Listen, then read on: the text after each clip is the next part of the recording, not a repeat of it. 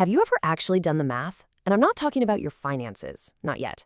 I'm talking about the other math. You know, how many Mondays are left until you can retire? How many more commutes? How many meetings that, let's be honest, absolutely should have been an email? For a lot of us, that math starts to feel less like a career and more like a prison sentence. But what if I told you that escaping isn't some fuzzy, far-off dream? What if it's just a math problem, a solvable one? Well, today, we're going to run the numbers. I want you to meet Ben. He's a software engineer. 6 years into what looked like the perfect corporate job, right? Great salary, all the perks, but he felt completely and utterly trapped.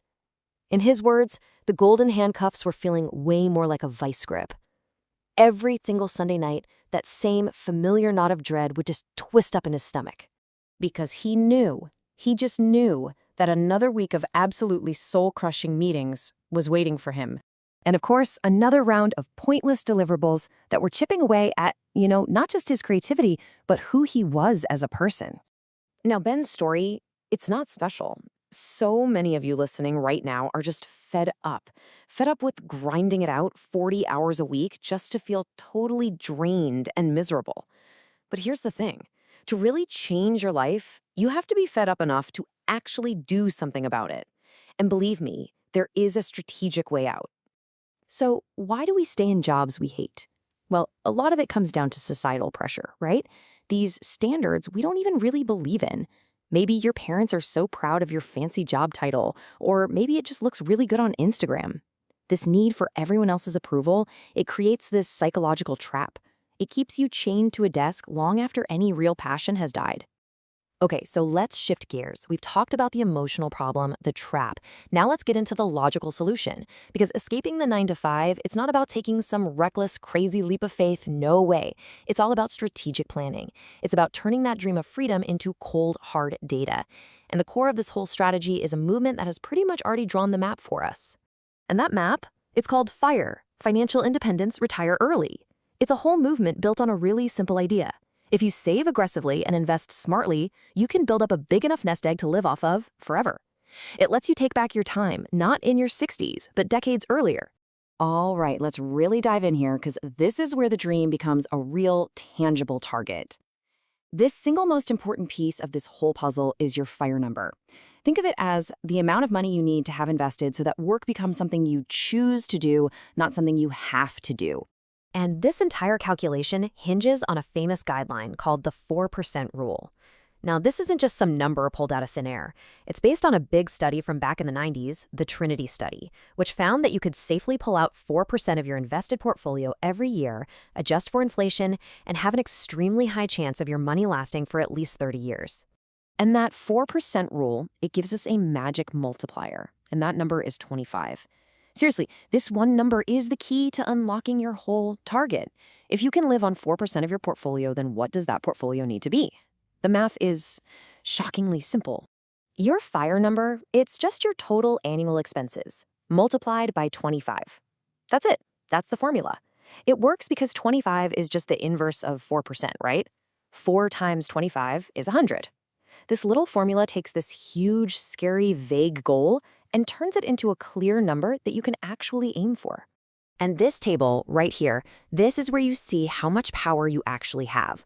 Look at this. If you spend $60,000 a year, you need $1.5 million. But if you can figure out how to live on $40,000, your target drops by $500,000. Every single dollar you cut from your annual spending reduces your freedom number by $25. That's powerful. And look, this is not a one-size-fits-all kind of deal. There are different flavors of FIRE. You've got lean FIRE for people who are super frugal and can live on less than $40K a year. Then there's fat FIRE for those who want to maintain a pretty high-spending lifestyle. And then there's something called barista FIRE, which is a cool hybrid where your investments cover most of your bills and you work a chill, low-stress job for benefits or extra spending money. Okay, so we've got the theory down, we have the math. Now let's get into the action plan. We're moving from the what to the how, because a successful exit from the 9 to 5, it's not a sudden jump. It happens step by step with a ton of prep that lowers your risk and gives you the best shot at success.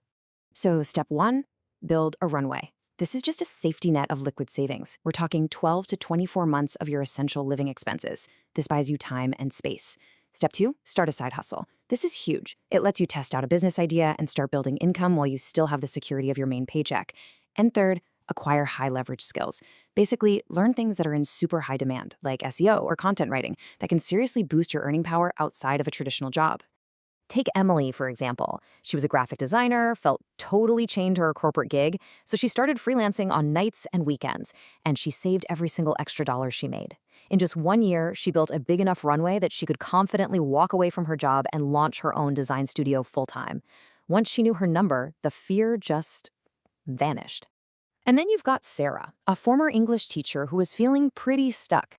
She did her homework, saw the massive demand for good content writers and people who understood SEO, and she invested in some online courses.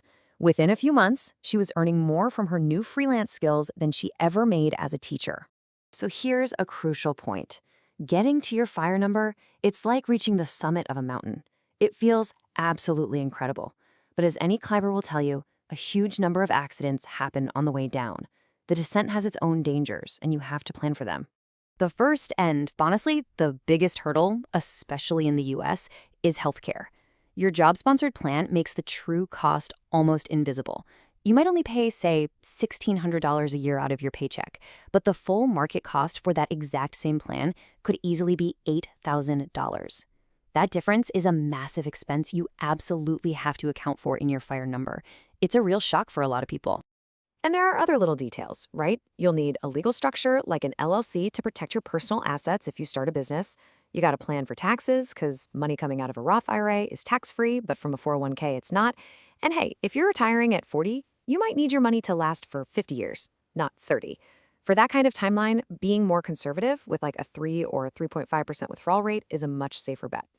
All of this leads to a really critical shift in how you think about the goal. See, most people ask the wrong question. They ask, how much money do I need to never work again? And that leads to a number so huge it feels impossible. The right question to ask is, how much do I need to replace my job's function? Your job gives you income, yeah, but it also gives you structure and a way to pay for things. You don't have to replace all of that with a giant pile of cash. And when you reframe it like that, you land on what's called the hybrid exit model. And honestly, this is the path most people actually take. Instead of trying to save enough to never work another day in your life, you build an investment portfolio that covers a good chunk of your expenses. And then you cover the rest with money from work you choose to do. Flexible, meaningful work that isn't about survival, it's about purpose. Because let's be real, for most of us, the goal isn't to just sit on a beach and do nothing forever. It's about having options. It's about owning your time. It's the freedom to build that business you've always dreamed of, or pursue a passion project, or just make your next career move from a position of strength and choice, not financial desperation. This exit, it's not a dream. It's a math problem, a specific, solvable problem. And the variables in that problem change based on the choices you make every single day. You have the framework now. You know the formula. So really, the only question left is, what's your number?